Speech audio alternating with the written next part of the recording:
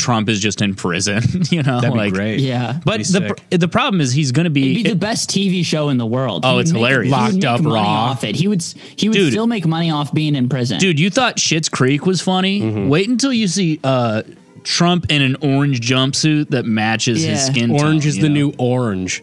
There you go. That was good. He becomes a lesbian. He's like walking around. He's walking around in his like jumpsuit, and he's like, "Yeah, I'm the biggest bottom bitch here." He's got cornrows. Yeah, It would be really funny. He's giving a speech with cornrows. He's like, "Gotta be honest, folks. I used to be very in favor of the criminal justice system. It's not that nice. They're not very nice to me here. The tiny windows. They have tiny windows." What if Trump has like a Malcolm X moment and like comes out Muslim? You know? He's like a devout. He comes out Muslim and gay. Prison Muslim. You know. I made a lot of men my bitch in there. Yeah. He changes his name to like Muhammad. That would be the craziest turn of events. Muhammad Trump. Oh, yeah. That rules. All right, let's kick it off. Anyways, guys, welcome to the We Cool podcast. Assalamu alaikum. I'm Donald Trump. And a happy Diwali. He doesn't understand the culture though. He thinks Diwali is Muslim. Yeah. But this is a podcast where we apologize for things, demand apologies. Ryan, I think we ended with a cliffhanger where you wanted to apologize for hold on. Your dad's sorry. You introduce yourself. Oh yeah, I'm Tommy. I'm coming from Brooklyn right now. And the BK. Tommy, the human noise bear. Coming from Brooklyn, and also a fucking 10-hour shift that I just got off of like an hour ago. So wow, essential worker, brag good, much. Front line. Feeling good and ready to talk more. Good. With me are my other hosts. What's up, guys? Grant Winkle's here. Grant, what? Give one to me. I'll give one to you. Grant, Shaggy Boy Winkles. Looking a little bit shaggy. Yeah, I know. I'm letting it grow out. It wasn't you. No, it wasn't you. Wasn't me. Saw me banging on the sofa. To my left is Ryan, Yellowstone Park. You just looked at my shirt and then read it. It worked last week. Hey, it did work this week too. Last week. No, Ryan. One of us should get the Avatar haircut, like the arrow. You know, I liked you. I liked you since it was your idea. Well, I've been thinking about how funny that would be if I buzzed my hair, dyed it black, and got an Avatar arrow, and was that guy for a little bit. That'd be cool, man.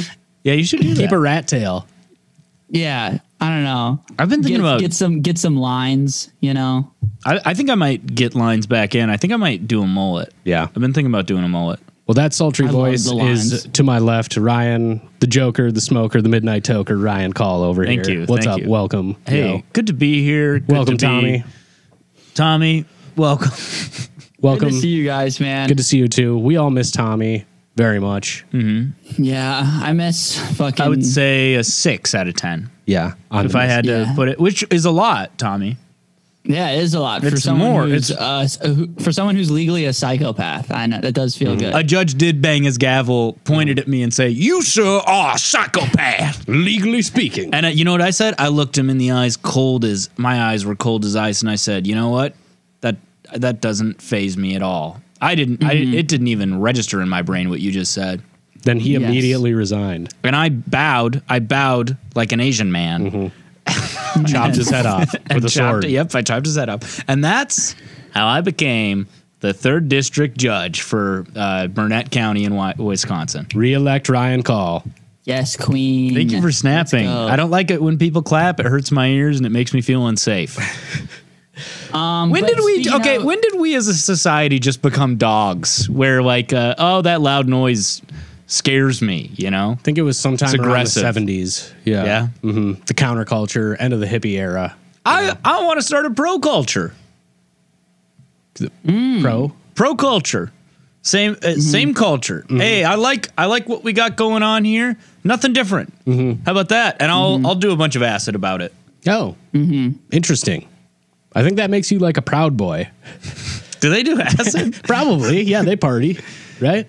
I might join the Proud Boys. The only counterculture I'm a part of is a group of guys, and we meet up once a week, and we just see how high we can count that day. You know, we just Nice. we count sometimes to 1,000, sometimes to over 5,000, but we're the counters. We're counterculture. Well, I baby. guess I am a part of counterculture because sometimes it's me and 6 other autistic guys, and we just count things. You love those numbers. Love them. Yeah, we just love the numbers. We love counting. Mm-hmm. Big fan of the count. My form of counterculture is the local diner, right? Just sitting up It's at all that those counter. sweet I can drink all those counters. I can drink coffee for hours. Well, I guess really. I am kind of counterculture because sometimes someone will say something and then I will come back with the perfect response that completely counters their idea. There we go. I'm more of a stop the counterculture kind of guy. You know what I'm saying? Yeah, so you are a proud boy. This is Hey, interesting. I'm We're proud. I'm proud, and I'm a boy. And listeners, if you got a problem with that, write in and tell me why I'm wrong exactly. Tell me what I did wrong, Mom. Ryan, did you want to apologize though for we had almost setting your dad's car on fire? I We wanted to did. hear We did this. have a cliffhanger. Yeah. So to my lovely father, my lovely 69-year-old. What's up? Who wants some? Not even my mom. Okay. Did we say this is the podcast where we apologize? Hey, if we didn't say it, we're living it now. We demand They always apologies. say, they always do say show don't tell or Yep, that's show it. don't tell. Mhm. We didn't tell you. We're showing you what this podcast is. But now we're fucking telling you. This is Have a you podcast. explained your dad's vibe though? Like, Oh, he's like an insane man, but he's like I don't think you have. Yeah. Well, he's 69 years old. What's up? Who wants? I'm Nice. not even my mom. And he but that's because she had a hysterectomy and got her pussy taken out. It's a different thing. They're very much in love, I think. Do you know what's Yeah. really tragic? Yeah. Is by the time I do know, but go on. I feel like we already made the hysterectomy joke. You Yeah. know? Yeah, we did. herstory. Yeah. Great. Okay. Good. You know what's really sad is by the time you're 69, you don't even get to enjoy the double entendre of 69ing because I can't. It's hard for me to imagine 69-year-olds 69ing. Maybe. Which is kind of sad. I don't think it's that much effort, though. You just have to rotate your body a little Yeah. bit on the bed. Yeah. Well, I don't think 69ing is enjoyable for any age. I think it's probably the. Oh, I disagree. You're doing it Yeah. wrong. You're Shut doing up, it wrong. Tommy. Standing 60. Not like What? That's one of you is on the bed. One. No, one of you is on the bed. Yeah. And then the other's hovering over the bed like a creepy man who just broke into Not the everybody apartment. has a sex swing, bro. We don't have a sex swing. It's just a bed, And then you can, listener, but you can, you know what 69 I'm won't doing. work. 69. Here's the thing. I don't Tommy, like quit bringing your multitasking. weak boy shit in. What do you here. mean No, that's the whole point, multitasking? is to Yeah. keep your mind Yeah, off. I want to. If Yeah. I'm getting head, I want to enjoy it. I don't also selfish. want to. No, see, the problem when you're getting a blowjob is you're still thinking of everything that's happening in the world. You're thinking like No, a mile a you're minute. not. You're like 7,000 new You're not COVID cases thinking of every that. single day. Donald Trump No one's refusing thinking to of that. vacate Fly the office of landed on presidency. Pence's head. Yeah, fly. Okay, flies hold on. on. This Pence's is head. interesting. That's I'm- funny. I should tweet that. Sorry, shut up. This is interesting. You two think 69ing is cool and good. Yeah. You two talking to me? And I think it's the worst sex position, one of the worst ones, and maybe not worst, but overrated, let's say. I want it for the people who listen to this. What do you think? Because I do think it is one of the most overrated positions. But if people listening to this, they're also like, no, 69 is cool. I'll admit I'm wrong and a loser. But I think people will be on my side by thinking that it is overrated and stupid. Well, I just think you need to do it right. Yeah, I think if you tried it with a woman, you might enjoy it more. Nice, Hey-o. dude. Well, I was thinking about what about Or even with a 69ing handsome man, 69ing wouldn't work though with like the guy on top. No. You know, that's like No, it's not true. like- That's what I'm saying, though. You're standing up, but on top.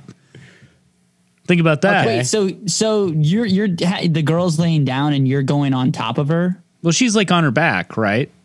She's on her back and you're going on. I don't top want to of get too her. graphic because This my is a mom saucy, listens This to is a this. saucy intro. But you can imagine what's happening.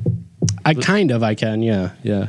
I'll draw it. I'll do Okay. a drawing. Join our Patreon that we'll be releasing this July, I believe, and you can get a hand-drawn picture. I'll send it to you in the mail. I'll pay for the postage of me 69ing with my girlfriend.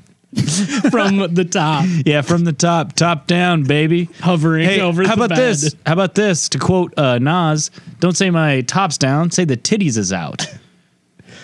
And Are to you quote, guys actually 69ing though? I have, yeah, and it's fun. It's good foreplay, man. Mm-hmm.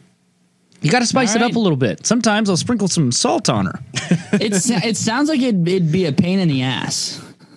Hey, how about this? That's a salt, and I'm more of a pepper guy. Thank you. That's my new catchphrase. All right, let me do one. It's a pleasure in the ass. All right, there we go. We'll cut in the best one. Ketchup. I didn't even come up. Thank you. Sorry, we stepped on it. Go again. No, I feel bad. All right, that I said it now. Okay. Your dad. You were describing your dad. Wait, mustard. I gotta take a shit. I don't know. Okay, so my dad, he's 69. What's up? Who wants some? Not even my mom. And he's you know what's funny about 69? Yeah, what's up? Yeah, let's go back into it. I do think my parents are doing the same thing I do, by the way. But so, Mom, if I'm wrong, let's talk about it. Right in. Mom listens to this podcast. So funny, unbelievable. So she's gonna be so mad when she. I respect how much you go for it. Though. She seems mad. I did tell her my girlfriend wants a vibrator for Christmas the other day, and she laughed really hard at that. Okay. Yeah, your mom's cool. But the thing is, my girlfriend already has a vibrator, so now I have to find a way to tell my mom. Like, I was joking. This is it. So maybe, hey, Mom, don't buy her a vibrator. Anyways, my dad's 69. I'm not going to say it again. Who wants some? There we go. Not even my mom. He's a Vietnam War veteran, like liberal union guy, like very hardworking blue collar guy, just a very salt of the earth person, an insane man, right? And so I must have been like 7 or 8, but we had like 2 cars, right? Like my mom, or 3 cars. My mom had like a car for work. My dad had a truck for work.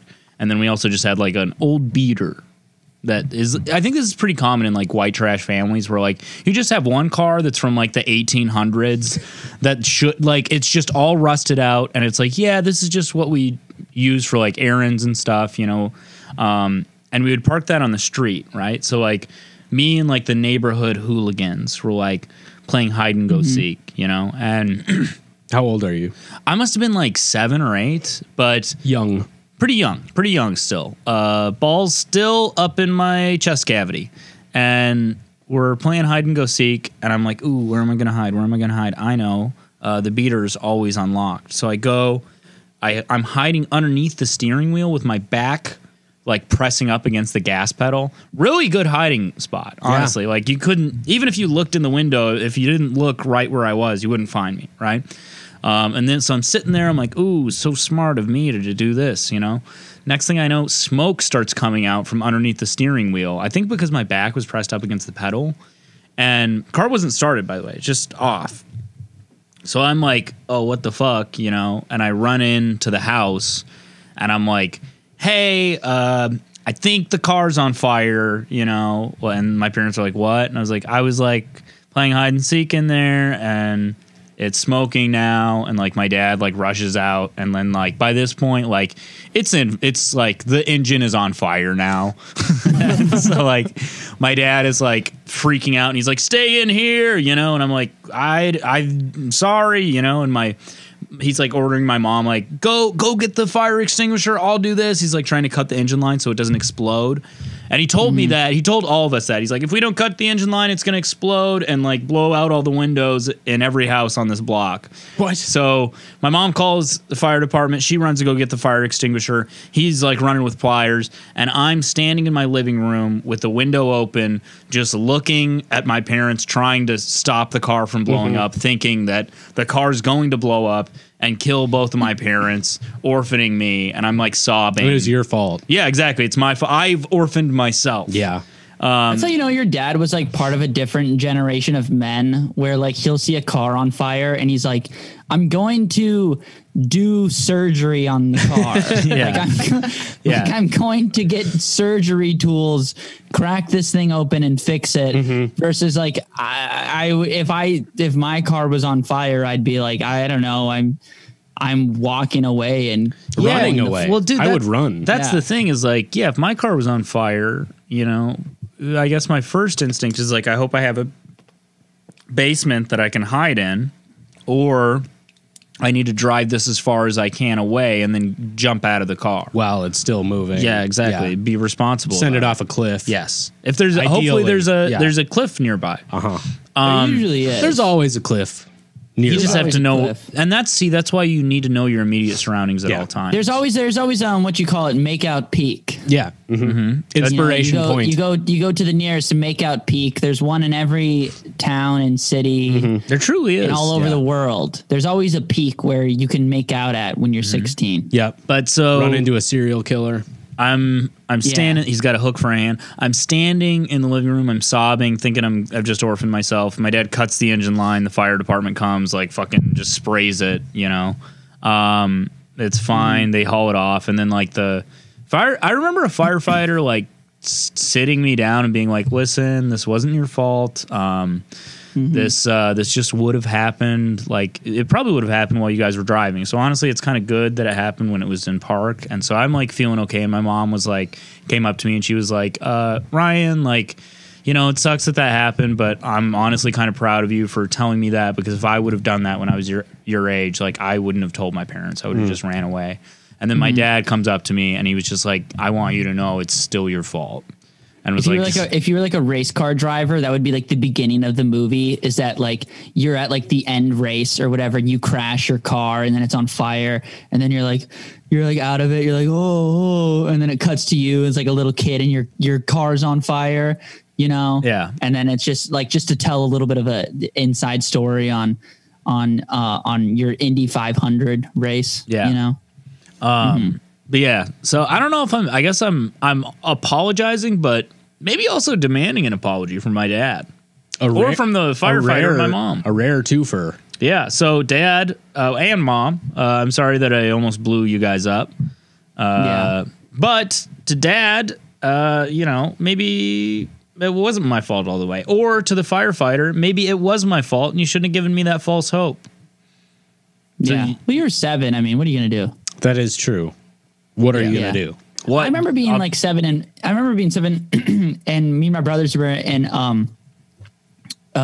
know, my dad's car, and he parks on a hill to get out of the car. I don't remember. I was so young. I barely remember. I remember being I could have been 4 or 5. This was like such a faint memory. And the car starts rolling back on the hill. And my dad runs.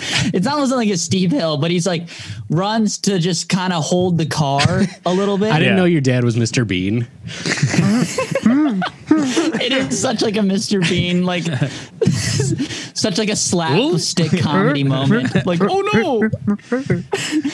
You know, and then fuck, what did he, maybe he had my old, I forget what happened, I forgot how we didn't die, but maybe he had my older brother then like get in the driver's seat, because he might have been maybe 9 or something like that, to step on the brake. So that might have been how we didn't die, but I can't remember how we got out of that one.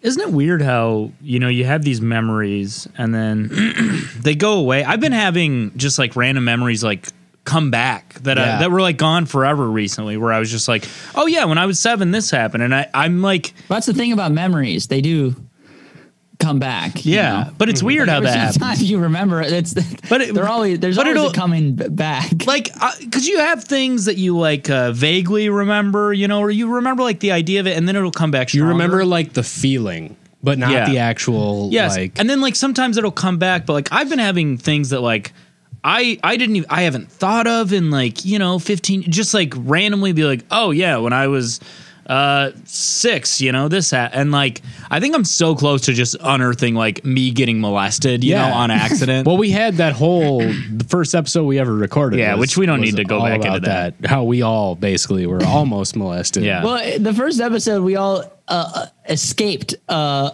molesting situation, just barely, through sheer will and which cunning. Which is a very funny experience that like we're just all like, yeah, I escaped it. You know, I feel like most kids that's are the like, thing. yeah, one time, the worst thing that could have ever happened to me almost happened. And that's the thing with being a child, is you got to be smart enough not to get molested. Yeah.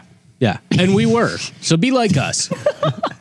If you're a child and you're listening to this podcast, first of all, thank you. Yes. Thank you. Rate us 5 First of stars all, on your mom's phone. We have a large, you know, base of 11 to 14-year-olds that listen to the pod, and we thank you, and we hope that you get into drugs soon. And I will say those 11 to 14-year-olds all will write in if I know them like I think I know 11 to 14-year-olds, they will write in and they will tell Tommy that he is a loser. Those are and the people who have been trolling Tommy. Yeah, 69ing is cool.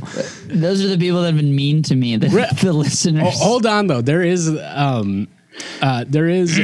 something I've been meaning to bring up is that we have, I believe we have 2 dedicated listeners in Europe, one in Belgium and one in the Netherlands, because every single week we have the breakdown of countries who listen to us are like 98% of our listeners are in America. And then it's always one in Belgium. Crazy. And one in Netherlands. So if you're out there, thank you for listening, and tell to those other people, Europeans. To those people, I just say danka, and for those people, I say danky, to the Merci. Merci. They speak French in Belgium. So to the Belgium, merci, danka, and then to the Netherlands guy, I just say. Blaze it 420, dude. Duga, man. Yeah. So that's cool, though. We're getting. I'm holding out for like a Japanese listener. That's I want to go far east. Farther than Belgium. Like, come on. I mean, we appreciate the listeners in Europe, but I want to go.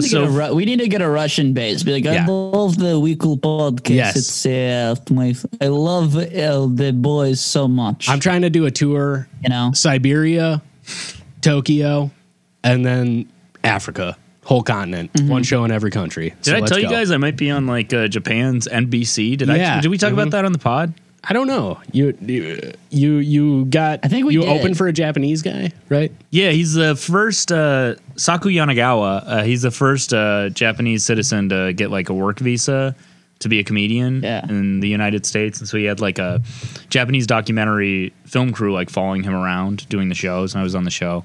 And then they interviewed me, and afterwards he was like, "Yeah, just so you know, that's like that's gonna be airing on like Japan's NBC." I was like, "Wow!" Did I tell you I was gonna be on Japan's Joe Rogan? That's pretty cool. Yeah, that's cooler than Ryan said. Yeah, that actually one-upped me. Yeah, dude, I'm on the Japan Rogan. It's just Rogan in Japanese face. He actually has another job. Right, it's Ari Shaffir. It's Ari Shaffir doing a little prank on everybody. But the good thing about that is they got some good footage of you, right? Well, yeah. So they filmed me like all week, and like this is a house comedy, and I genuinely had like really good sets all week except one show. And the guy, the camera guy, hit me up like a couple weeks ago, and he's like, "Yo, hey, I got some video from your sets." And I was like, "Oh, awesome, send it over." And then as soon as he sent it over, it was all from one date, and as soon as that happened, I was like, yeah, this is all going to be from the horrible show. And it was. It was. Which, whatever. That's show business, baby. It's a nice video, though. It looks very good. Just me bombing and just like visibly not enjoying who the crowd is. Yeah. You love to see it. Truly. You love to see the boy glow down. Yeah. I wanted to Tommy, you haven't talked about your first credit either. I don't think on the podcast. Did you talk about being on Judge Mathis yet? I think a little bit, like the week after I got back from Mathis, but absolute smash hit. You have people making TikTok fan cams of what the fuck? Yeah, I thought that was so stupid. If I'm being honest, that was cool, dude. What? Be appreciative to your you dick fans, dude. It's just like, why are you making a fan like? Because it's funny. Because it's funny and it's cute. Yeah. Okay, it is really nice. Apologize and say thank you. Yeah.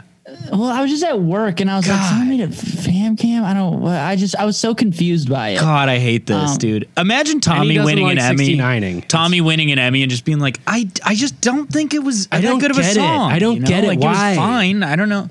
I don't like you people. Yeah. I think it's stupid that you gave this to me. No, yeah. It was nice that someone did that, but yeah, I don't know. I didn't. It was okay. Just say thank you.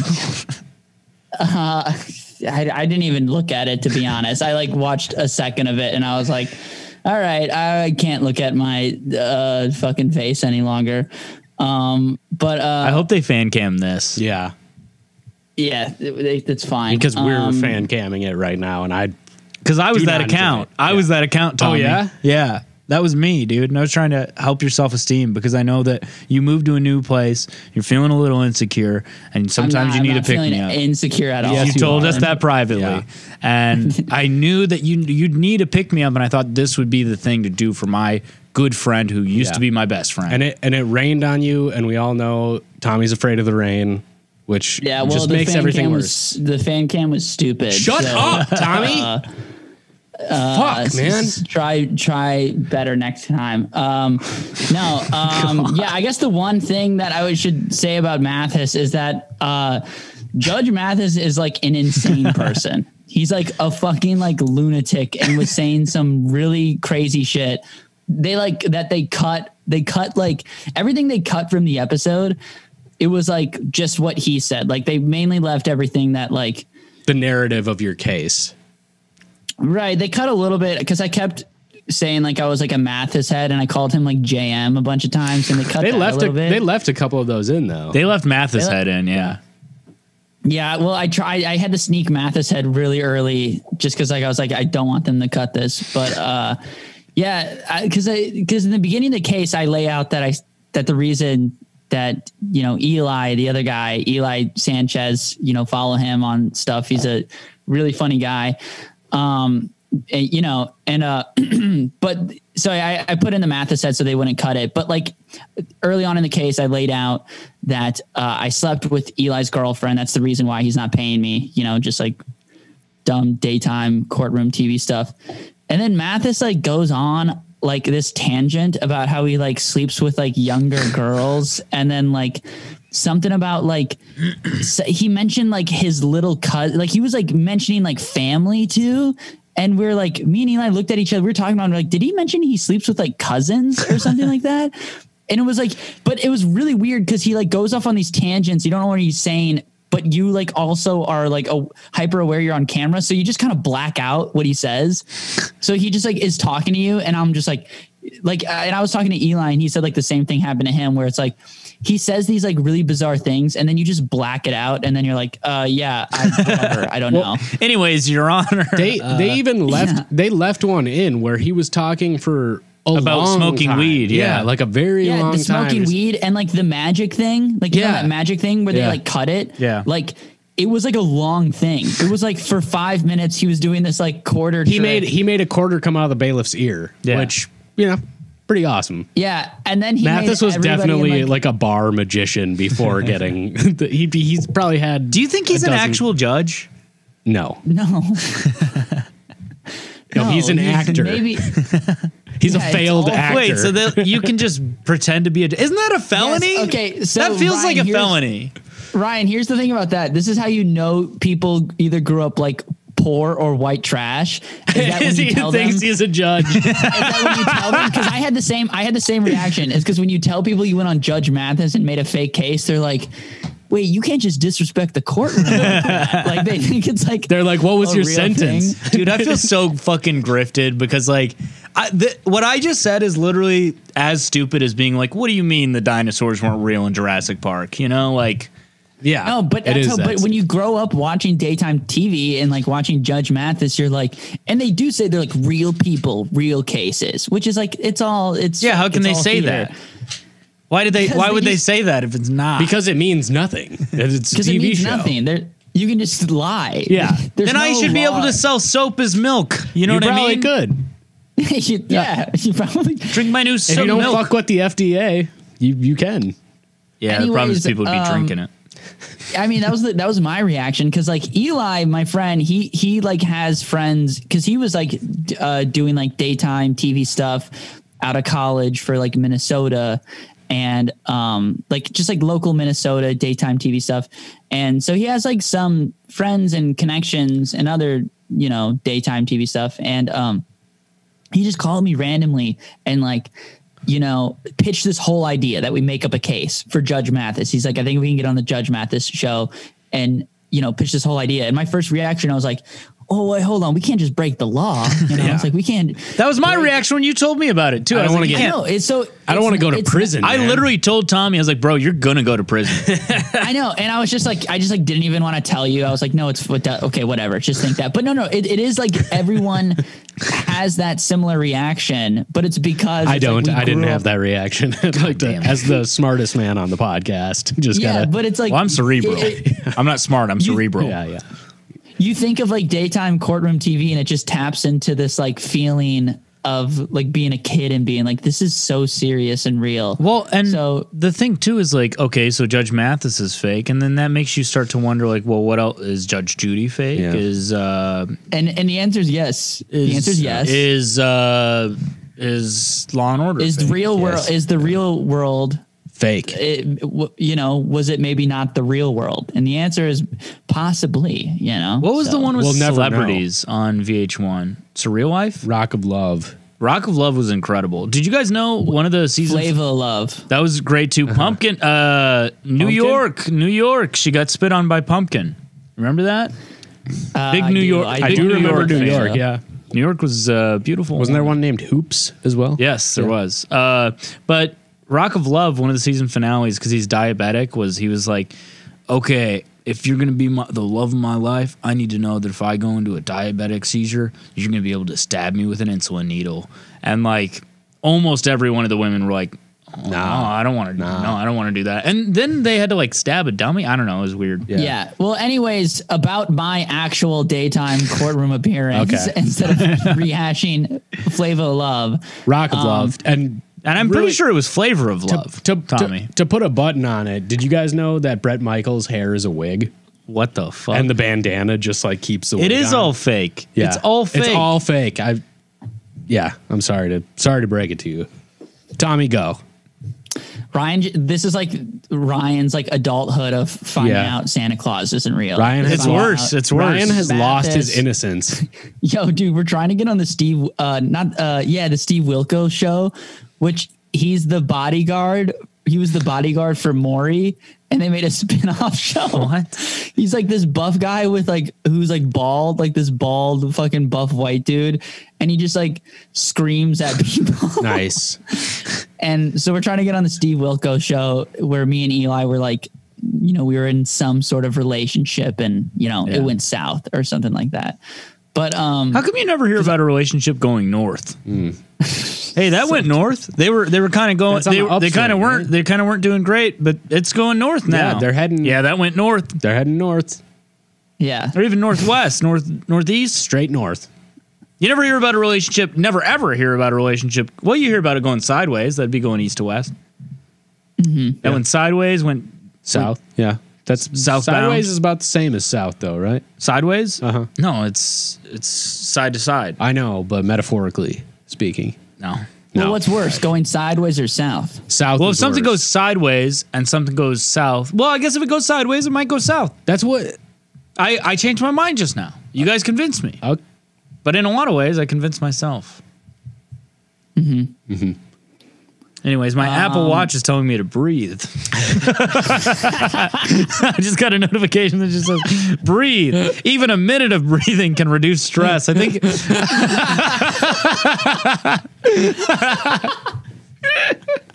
you just walked yourself into a corner and almost went into cardiac arrest. Dude, I almost had a stroke.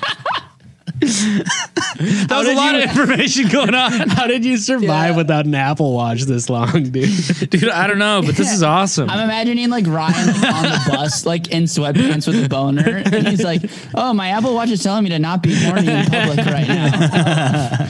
How interesting. Ryan, you need to stop being horny when you're on public transportation.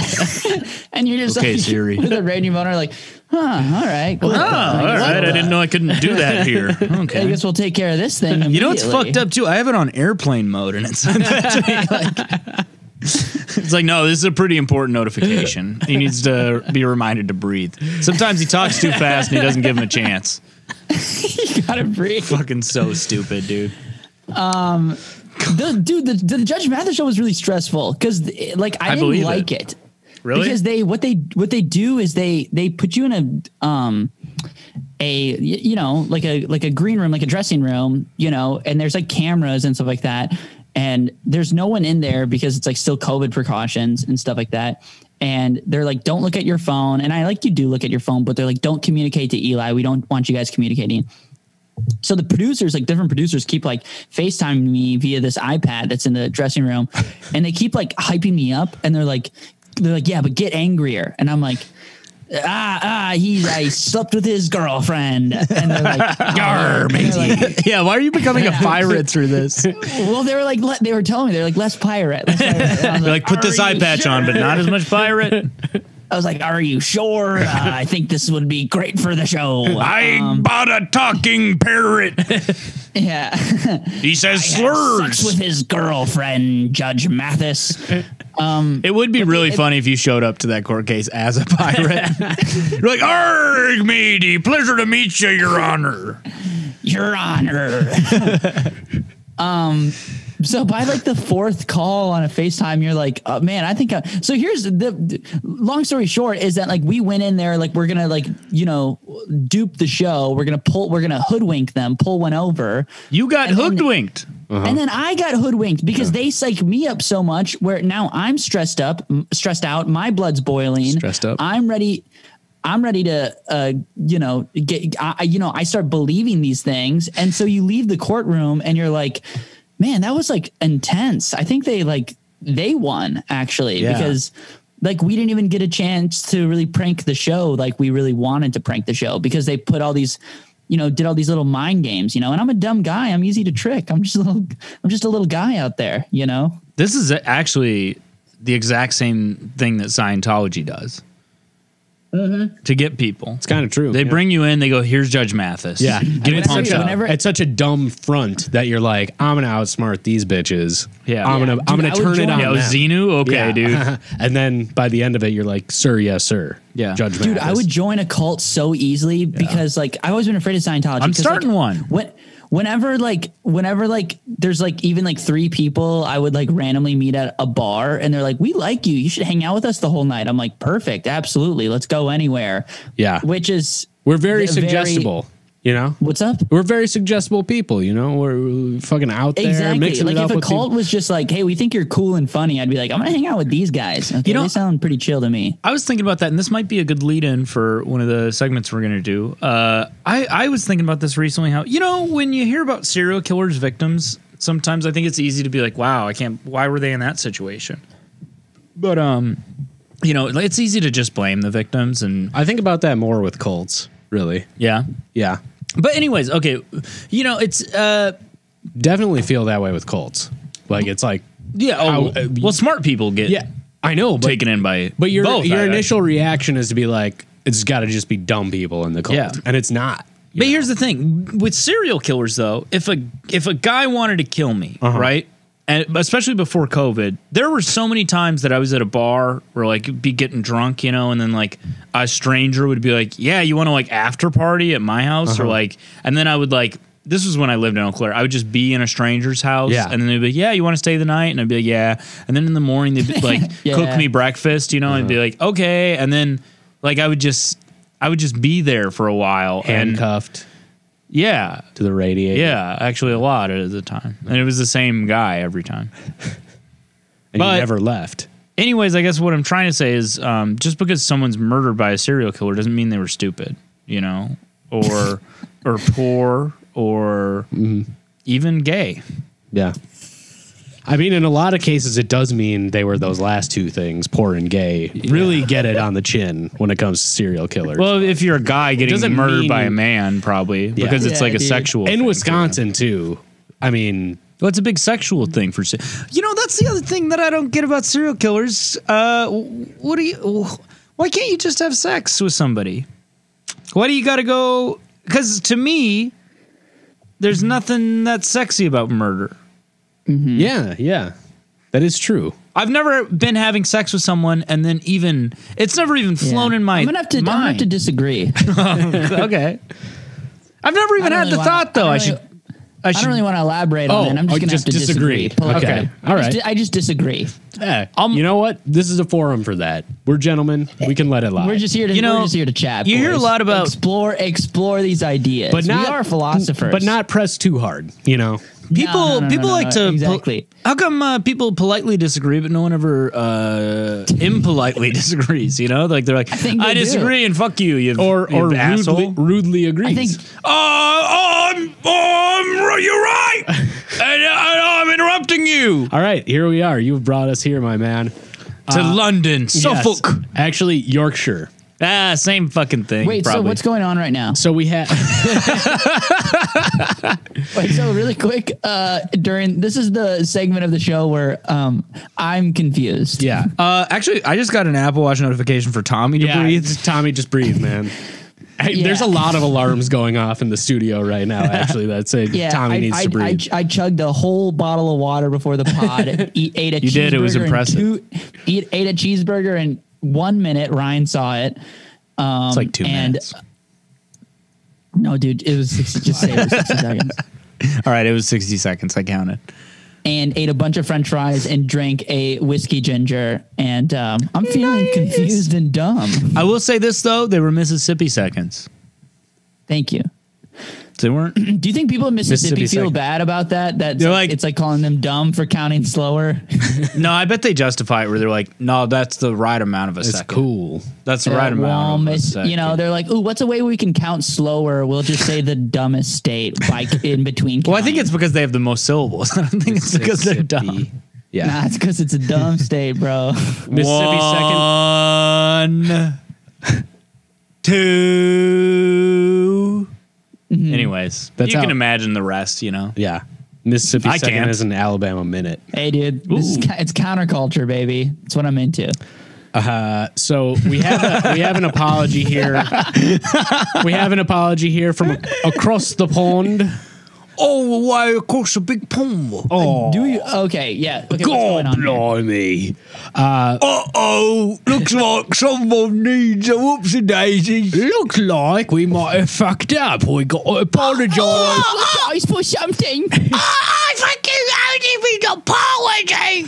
I would like to say an apology, Mummy. Hey, you need to go out there and you need to apologise to them. I'm sorry. Are we the baddies? Lots of fun. Baddies Comedy Club. Are we the Baddies Comedy Club?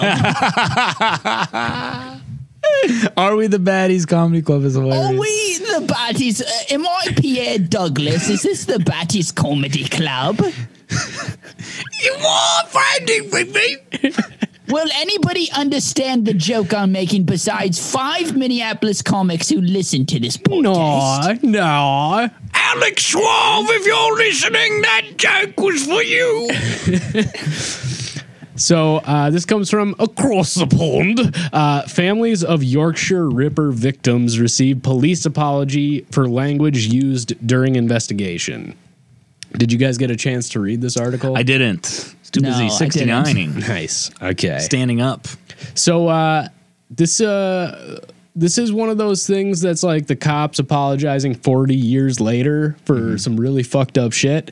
Apparently they just did a really bad job. This guy murdered like 7 people. The Yorkshire Ripper, Peter Sutcliffe. That's You why I ever heard said of this guy? Sutcliffe, Yeah. I think. Have you heard of this guy? Yeah, actually. He was there. No, I'm thinking of a different guy, I think. So what they're apologizing I was for? gonna say he was there, John Wayne. What they're, Oh yeah, I know who this is. Oh, actually, oh no, I don't. Oh, I thought he was the king of England. I'm thinking of another human. Sorry. So this is thinking of Genghis Khan. This is a bummer. This is the quote that they're apologizing for, and things similar to this. Basically, they didn't investigate any of these murders when he was just killing prostitutes. Oh yeah, And was they were very open about that. This was a quote. It was only when some so-called respectable women got killed that they began to pay attention. Well, he's just saying we would investigate, but I just don't respect the victims. I just don't respect the people who've been violently murdered. Yeah, and these are the police. You know. It makes you think like they're not always the good guys. Yeah.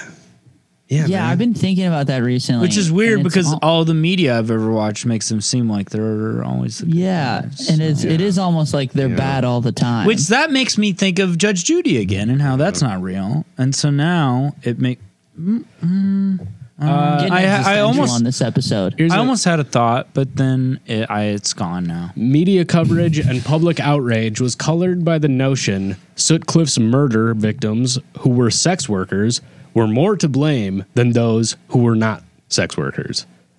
With campaigners arguing the police's disregard for sex workers' lives effectively enabled Sutcliffe to continue with his murder spree. So, I mean, wait, when did these murders happen? The 80s, late right? 70s. Between 1975 and 1980, he murdered 13 women. He murdered 13 sex workers, so 13 women with OnlyFans. That's unbelievable and disrespectful. I know. That's the thing. I don't understand. Why don't they just say prostitutes? Like, why does prostitute have a negative connotation? Well, listen. You know? So here is just. I mean, this is the 70s, but it still happens. But they just didn't. I mean, I don't know. They didn't give a fuck about prostitutes, and arguably they still don't. So they still don't. The prosecutor, not the defense attorney, the prosecutor during his trial said this of the victims: some were prostitutes, but perhaps the saddest part of the case is that some were not. Yeah, that's awful. What's really sad is that the guy representing the government. Like some of them were not bad people. Quote continues: the last 6 attacks were on totally respectable women. Oof. First 7 didn't matter. What the That's fuck? brutal. Was that a common phrase in England, like a well-respected person? Because I remember that there's a Kink song, "A Well-Respected Man." So maybe I don't know. Maybe that's like their version of like upstanding citizen or something, you know? Maybe, but like that But doesn't still, even really matter. You know? very fucked up. So it only, the good thing is that this happened in 1981. It only took them 39 years to apologize for this. Yep. Point for the cops, I guess. All right, set your watches. From 39 years from now, it's going to be time we own up to the language we use in this case. Hey, that's less than 40 years. Say what you will. Yeah, I don't think we can accept this apology. Well, let's hear the apology. Here we go. We can only accept the apology if I don't think we can. I don't think we can accept this apology. This is pretty brutal. They didn't give any money, Well, and also they weren't investigated. The problem to me is like, regardless of the language you're using, which is for sure horrendous. Horrendous, horrifying. And not great. The thing that's really sad is that you weren't really interested in the case until it was like quote unquote women that you would like be familiar with or like see as like someone's wife or daughter or whatever, and that's also part of the problem with like looking at women as just like, wives and daughters and stuff is like those sex workers were people with lives and that's but here's my bigger question though. Why don't people say prostitute anymore? Like I get sex workers encompasses a larger, like people who just work in sex. So people who have OnlyFans, people who are as well prostitutes. Because we don't want to get yelled at, Tommy. Yeah. But like, we don't want to get yelled at. What's the negative connotation of prostitute? Like why, when did that, is there a negative connotation with that? Or like, why do people use the broad encompassing term sex worker for everything? And like, these are prostitutes. Tommy, because a rich person told us we should. Mm-hmm. Okay. A rich person on Twitter said we should. I don't know. It's because I get why you would say like a sex worker is a broad term for everything, but it's like these were specifically prostitutes, which is also a like real fucking, job. I'm not like. Welcome back to Real Jobs with Mike Rowe. Today I'm becoming a prostitute. I'm a prostitute in 1970s. Talking about the oldest profession of all time, and that's why I'm going to be sucking 8 guys' dicks. I'm going to be sucking dick in this motel parking lot. Dirty Jobs with Mike Rowe.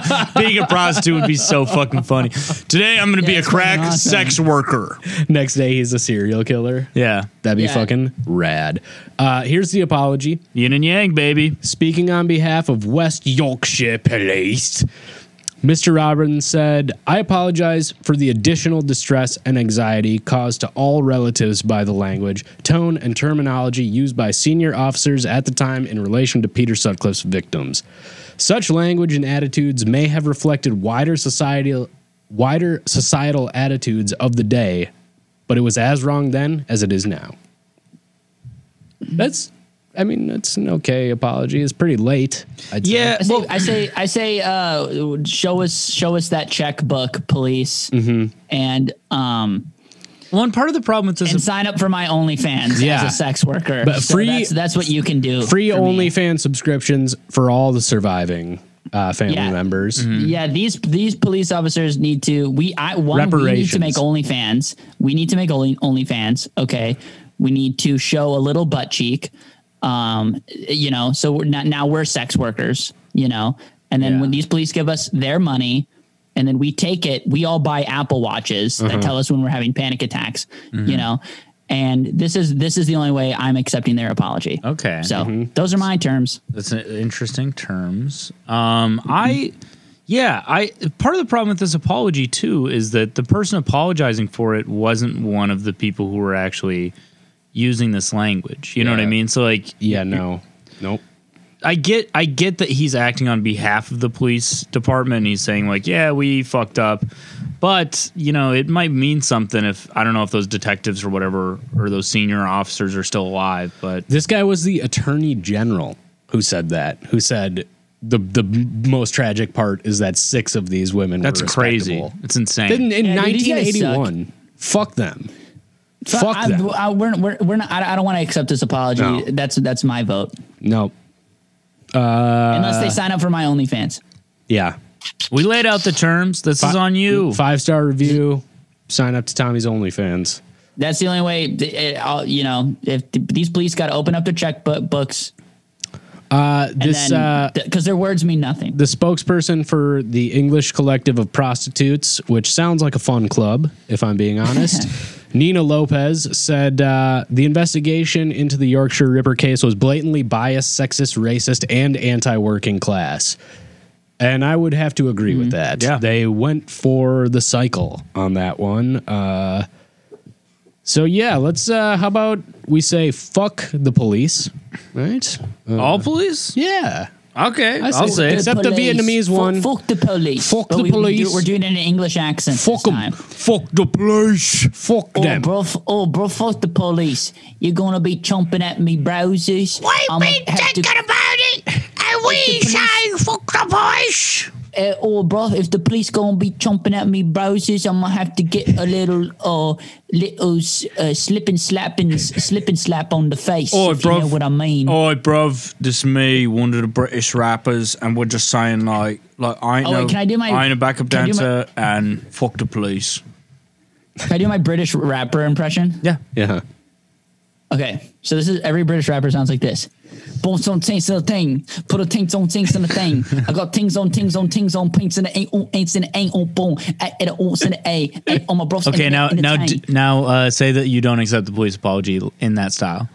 I don't accept the police put a G in the star. I don't instant in the day for the police for the day it's on. That's what British rappers sound like. Yeah. Tommy still said in that style. But in this, what Ron said, I'm gonna repeat it. I'm really bad at improv. Well, that's good. I mean, I think this might be the first time we've just straight up denied a fucking apology, not accepted. Fuck you. Fuck you. Yeah. Denied. Fuck off. Fuck off, mate. Fuck you. You can take an apology.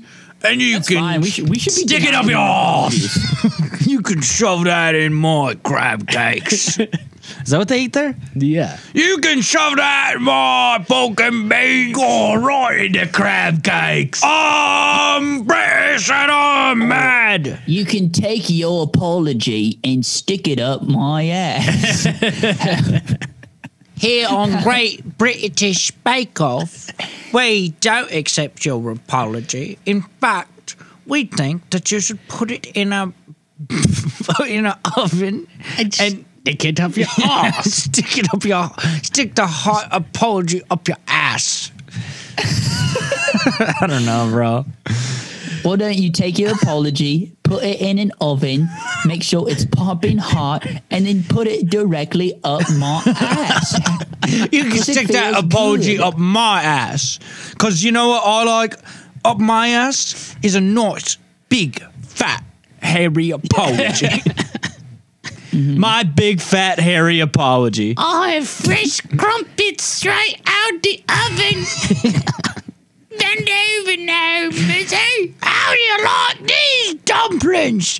It's an apology dumpling that you dump in your dumper. Dump that in your butthole. Hi, I'm David Beckham, and I'm David Beckham, and I have a lot of tattoos, and I married the Kid Spice, and I think that you should stick your apology up my bum. Wait, put it on my shin guards. Them who? I love playing footy, and I'm not talking about the game. If we play for keeps in my butt. That was good. What we just did. Good. That was really good. You gotta find some way to have fun with these topics, serial killings. I'm British comedian Ricky Gervais, and I don't believe in God. I don't know if I don't believe in his apologies or lying. Remember when I take your apology, stick it up my little tiny asshole. Oh, do you like The Office? Well, I bet you'd hate my original version that was actually worse. Russell Brand here. I mean, what does it mean? What does the apology even mean when you don't stick it up my ass? I don't. I've been studying the Talmud. I've been fucking transcendental meditation, and it don't mean nothing until you stick it right up my hard apology up my ass. Oi, mate. The problem with the way you're apologizing is that it isn't being stuck up my ass. We are the Beatles, and we don't accept your No, apology. we certainly don't. Norwegian wood. You have to stick it up my ass if you want me to. Just like a big take your stack of apology. Norwegian wood. Just stick it up my ass, John. And I'm Ringo. Peace and let's love. move on. Peace and All love. right, That was fun. Well, you know, when we were starting the Beatles, George Harrison apologized and stuck it right on my ass. I said, George, you're in the band. All right. George, Paul, Ringo. Oh, yeah. We all John. stick it up our ass. We all stick apologies up our ass. Which Beatle is just saying George, Paul, Ringo, John? He's just saying the names. It's the manager, of course. George Martin. George, All right, Paul, good. Ringo, John. Okay, so that's it. Fuck you, Scotland Yard. Apology not accepted. Wait, would it be Scotland Yard? Right? I thought that was Scotland. No, I think that's Britain. Another thing, the Londoners, the You English just have fucked up taken and got it wrong. Wrong country, baby. idiots. Anyways, I miss you Scottish, guys. they suck. Scottish people way cooler than British people. At least we can all agree on that. Yeah, yeah. Yeah, definitely. The Irish, though, where do we put them? Irish are losers, man. Wow, hard I don't know. stance. Well, I'm right. I mean, I like the Irish, and I will say this: I think they deserve reparations just as much as any other white American. okay, all right. Well, I saved so it. not at I all. saved it. I think I said this before, but you know, the Irish were slaves too. You know, that's an original quote, Tommy Bear quote. You did say I that. invented that. I invented Hoity saying that. toity toity toity, we were never slaves. We say we were, but we weren't, and everyone who's Irish has been a lawyer. By yon bonny bank.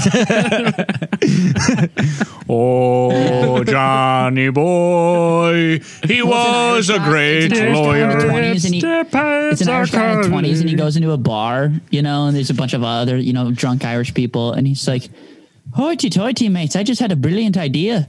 What if we say that we were slaves too?" And everyone's like, "This is a genius, man. They're all Flanagan just Patrick." like stomping their feet on the ground and holding their chalices of beer. They're like, "We were slaves, we were slaves." Dun, da, da, da, da. Anyways, We have some anonymous write-ins. the potato famine was our 9/11. I think that's actually the one fair statement we've made about Irish people so far today. Shouts out to the Irish. You're good, hardworking folk. Thick-skinned. Ever try to cut an Irish guy? It sucks. All right. Very hard. Very hard. I demand an apology from the lead singer of the band Buck Cherry. Okay. I was working the event. I walked past him backstage. I tried to give him a high five, and he just walked right past me. I think I know who this is. It was very rude, and I am owed an apology. I agree, and I think Buck Cherry. Buck Cherry's They sing that, girl, you're a crazy bitch.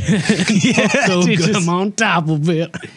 Yeah, you're a crazy bitch. They're like Aerosmith if they fucked and did more heroin. I mean, I don't even know who Buck Cherry is. So, it's also Chuck. There's Chuck Berry, and then there's Buck Cherry. Dude? I never even thought about that. Is that a thing? Is this guy not only being white and stealing rock and roll, a historically black genre, but also stealing Chuck Berry's name?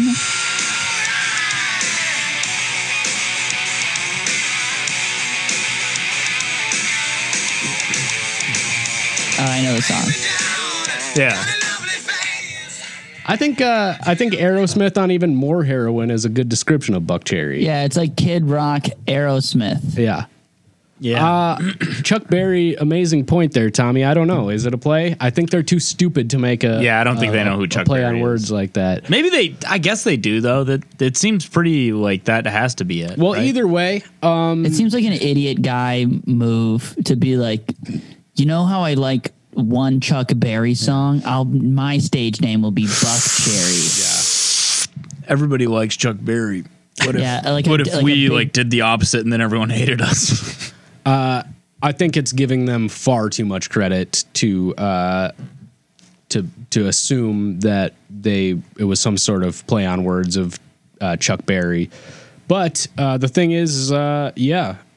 You know? Well, I want this person, whoever's writing in, to apologize for even being in the presence of this Buck I think it's Cherry. because They were working. I think it's because he booked him. Okay. So Cullen, I'm sorry that Buck Cherry refused to high five you. I'm pretty sure this is Cullen. Okay. It's a real shame, Colin, and apparently it really left a mark. And you deserved an apology. Yeah. And I'll say this, Cullen, as the former frontman to Buck Cherry, I'm sorry. You just if this is Colin, you don't even want to be the guy who Buck Wanted Cherry to high five. Yeah, like wanted even a high five. You don't. Colin, even you want, wanted to high five Buck Cherry. Because here's the thing, though. it It says is more funny. about his No, character, no, I disagree, but it's Tommy. It's very funny to ironically high five Buck Cherry. It's doesn't say it's one of the ironic. funniest things you could do It doesn't at a say Buck it's Cherry. ironic. dude. Yeah, what's up, you know dude? what's Big even- fan, you know what's huge even fan funnier? of crazy bitch. You know what's even funnier is that Buck Cherry totally big dogged him and didn't fucking high five him, just walked right by him. What if they were doing that ironically? Think about that. Checkmate. I guess there's. You guys been watching Queen's Gambit, by the way? Pretty good. No. This No. reminds me of it's something I don't think I've talked about it on here. I was at the after party of a sound set at First Avenue, and I was with my ex-girlfriend, not the one who wrote in last week, different ex-girlfriend. And we were dancing, very sloppy, very drunk from being out all day. And she basically was molesting a man in the crowd, like a hot, ripped black man. And Your girlfriend? yeah, because we were dancing. It's First Avenue. It's a mess, Also, I don't think molesting is the right verb. Well, Yeah, I don't know. I think- No, women I can think it molest has to be a men. child. I think it has to be a Well, child. Yeah, I think molest is specific for an age. Can't you just say Assault? Groped? Groping, Yeah. groping is probably Groped. all right.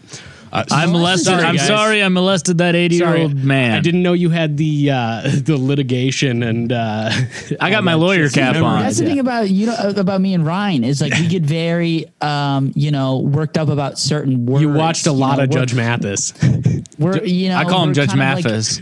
We grew up on Mathis. We grew up on Judy. We're very passionate about the English language, and words have meaning and power. Yeah. Okay. And it's something, And to that's think why about. that's why we say sex worker. Okay. That's why we invented saying sex worker. Everyone did was calling invent them that. prostitutes. Okay. So my ex lover was groping this. Why are you saying ex-lover now? Because Tommy. we're talking about words, man. I'm trying to. Oh, okay. Trying to be add a flourish to my language. Okay, all right. The cucks at home are loving this right they now. are. They're clapping. They're clapping at their iPod. I know, because this is interesting. I never even thought. They're going. I never thought about that angle. She was cucking me at the time. big Yeah, time. dude. She was like, Which has negative connotations that yeah. we're not implying. Actually, you are. no. You totally are, and that's well, I didn't bring it up. But Hey, You did. If you no. if you want to be a cuck,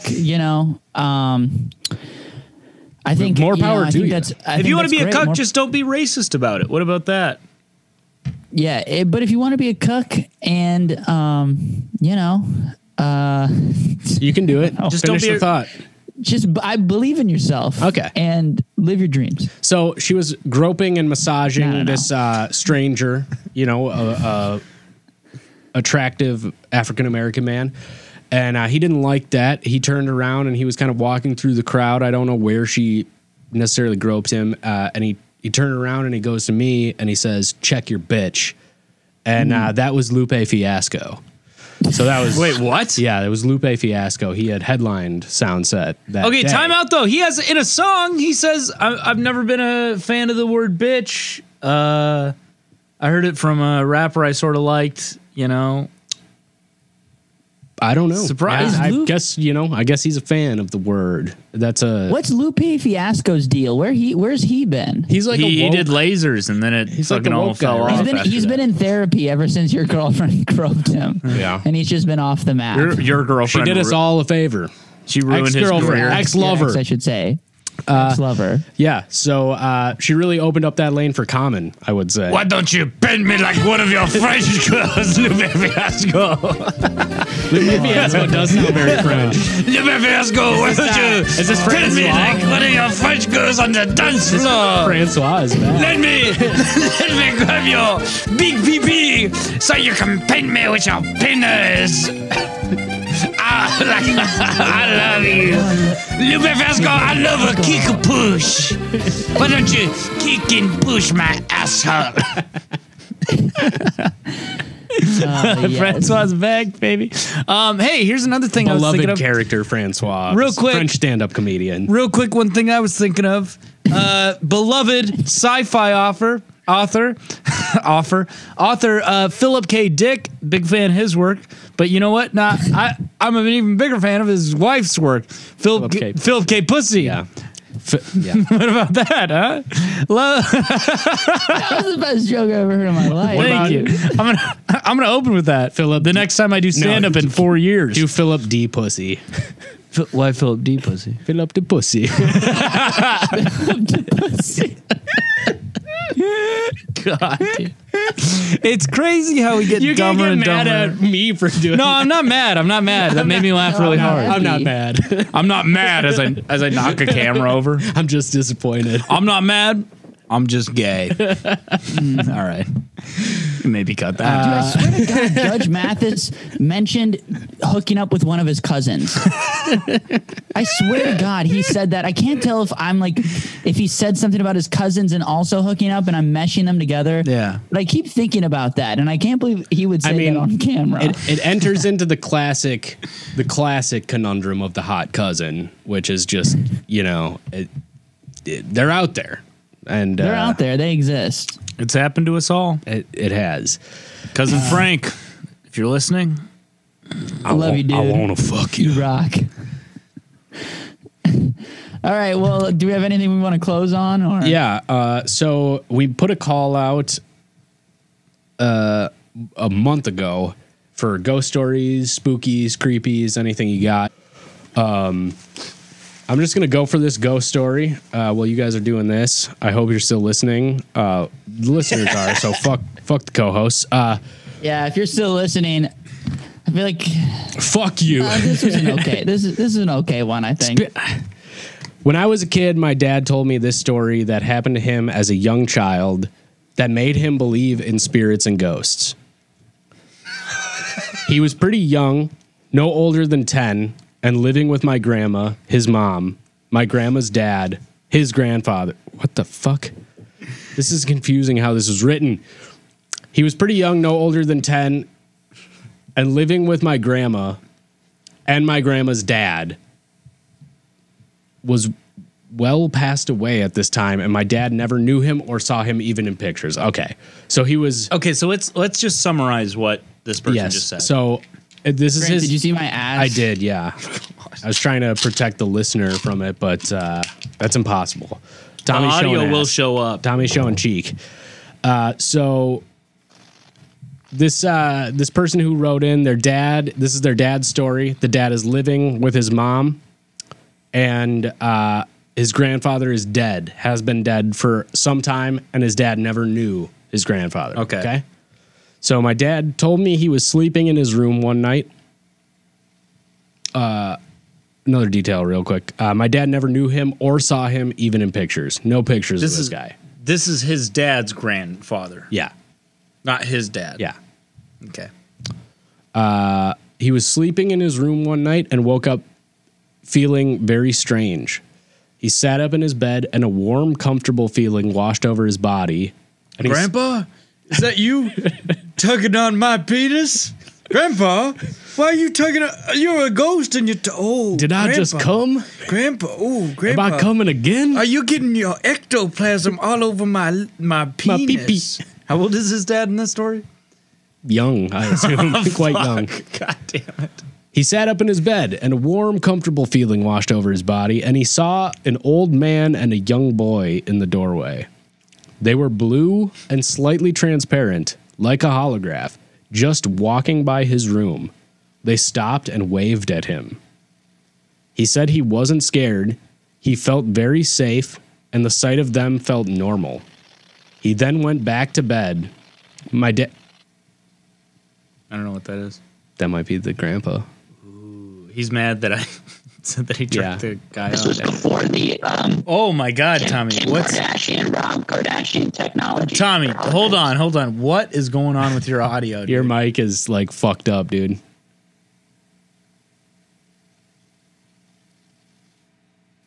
Okay, how is it now? Oh Dude, my God. You sounded like Mothman. What happened? I'm sorry, man. This like hologram just like came in the room. Don't even fuck around, dude. That was kind of fucking no, weird. I'm sorry. This was like a while ago, right? The story. This is like this kid's dad, right? Yes. So this is okay. Just sorry. This is before the Rob Kardashian, Kim Kardashian hologram technology. Mm-hmm. Okay, good. Yeah. So yes. there's no way this is just a hologram. Even if we don't know the details, yes, because this came in before the Kardashian hologram. So it's no way it's just a Rob Kardashian hologram. No, I don't think so.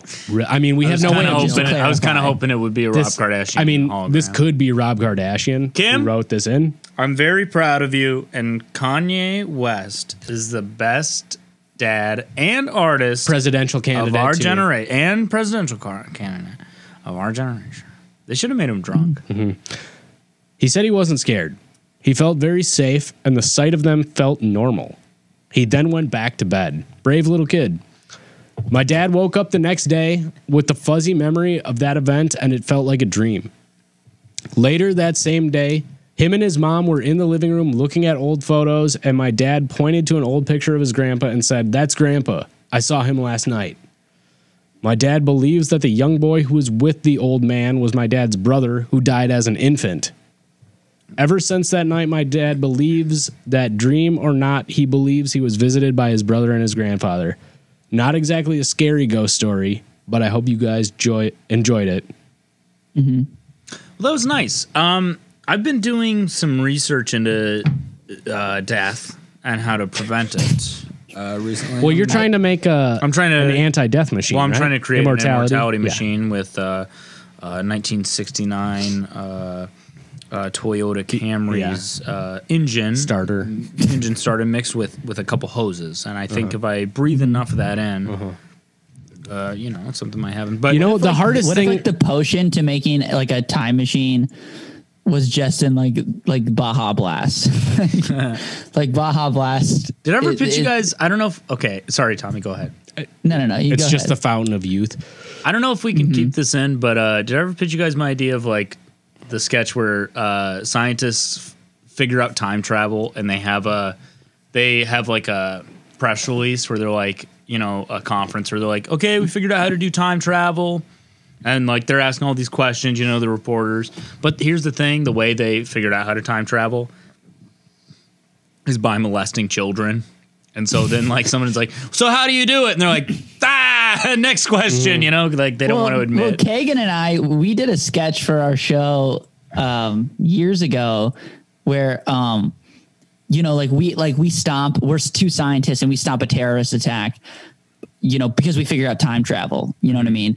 And then Kagan's like, okay, we can go back in time and stop the attack. Something along these lines. I might be fudging the details, but then Kagan's like, all right, we can go back in time and stop this attack, but on one condition, your penis is going to be like 3 inches long. And I'm like, I don't know. We should just not do it then. You know, maybe let's skip it. I don't know. Those people should have just died then. It's fine. Yeah. It's like, couldn't we just wait until like I'm almost dead and then we could do it because it won't really matter because we could just go back to the same exact time, you know? Yeah. I've been That's kind of funny. The guy who puts off time traveling to go kill Hitler just because he's like having fun. He's like, that's basically like there's He's just 50-cent wings party. tonight. Dude, like, that's the plot We of were gonna that. get half off apps tonight, so Yeah. I'll do it in the He morning. invented the time machine. He's like, yeah, but you know, the Packers are on and like, I'm really trying to catch the game. I can He's really two go in at the any moment. time. That's like the Yeah, plot that's really of funny. Stephen King's 1960 something. Oh, the JFK one. Yeah. Yeah. Yeah, he's like, I don't know. They're doing Flavor of Love reruns tonight, and I was really trying to catch one. I don't know. This is important to me. I've only seen it the one time when it aired the first time. I want to really kind of go back through it. It was a rerun when I saw it, so like I just want to be part of like the dialogue. It is weird though when you find out your parent believes in this shit because like I've talked to my dad about because I was telling you about I talked about how I like kind of had an alien experience like a month ago, and I was with my dad and we were like drinking and somehow we were talking about this type of thing, and I was like, so have you ever had a experience like this? And this is recent, you know, like I didn't know this about him, and he's just like, oh yeah, I believe in that shit. And he was like, he didn't even really give me a very concrete answer. It was just like, yeah, shit has happened to me and I like believe in it. And it's just like, my dad's like a stoic dude who doesn't talk about it. And then you find out this layer about them that's that is like, really he believes in the paranormal. And like, my dad is like the most straight down the middle of the road, like kind of, he's not like white bread, but he kind of is at the same time, you know. He's probably a lot like your dad, actually. Well, my dad, I believe in ghosts, but I don't believe in like climate change personally. Yeah, no, that's smart. That's what the take what you believe in. to have. My dad has witnessed the horrors of war, so I don't think he believes in God or maybe even afterlife. I don't really know. We haven't talked about it, but I've been looking into. Because I think like this was like 2 or 3 months ago that I was like, I think we talked about it on the pod. Looking into shit. The horrors of war is such a poetic turn of phrase. He didn't want to go there, you know. But I think this was like a couple months ago. We were talking about like death, and I've been looking into like just what might happen, you know. And there's actually a lot of like really strong evidence for. Like reincarnation and that like, you know, the end of it. I'm feeling a lot better about death, I guess is what I'm saying. Okay. And I feel like ghosts are maybe just like I think it's like you know how sometimes you'll listen to like a radio station or remember like old TV like in the 90s where you'd watch a station and if it wasn't something that you like had, there would be like 2 programs almost running at the same time, but you can only see a little. And I kind of think that's what like maybe ghosts are, is where it's just like, you know, the after. It's not really there. I don't think like it's really fumes. a thing. Yeah, it's like the fumes are still kind of burning. I don't think it's an actual entity. I think it's just kind of the leftover. Echo. Yeah, an echo. Exactly. That's a good way to put it. Like a psychic echo. Yeah. You know, because that's what they say about hauntings and stuff is like there's 2 kinds of hauntings. There's a demonic haunting and then there's like I can't remember the other one. It's like an energy haunting basically. So so if you're in a house where somebody committed suicide and you see that person, that's not that's not like a nefarious spirit who is going to possess you or something. That's somebody who like their energy is basically caught in that space. Well, you know what's weird about that stuff too is like that should be reassuring to see something like that because it's like, oh, this is not. It's terrifying, but it's horrifying because it's like that's just a prison. So we got to wrap up here. Before we do, I think we should jump into something that is kind of near and dear to all of us here at the We Cool podcast. Corner Bar. The location that houses the Comedy Corner Underground suffered a pretty devastating fire earlier this week. And so with everything that's going on with COVID, obviously they were taking a hit from their sales. They have a GoFundMe on Facebook where they're just trying to raise money basically to cover what they would have made in the meantime until they can get their stuff repaired and reopen, which with the lockdowns and stuff might not even happen. So basically it's like, if you enjoy this podcast and you have a couple dollars to spare, this is a place that you have or will be able to see the three of us performing. Yep. We all work there. And if it closes down, it's just one less. Here's the thing. A lot of comedy venues are already closing down. And not only is this a place that in the future you can see us, but this is a place that has been instrumental in. It's kind of where we became friends. Yeah. It's the development of not only us as comedians but friends. Yeah. And so we're gonna insert an audio recording, hopefully, of Bob Edwards, the owner of Comedy Corner Underground, kind of asking you to donate.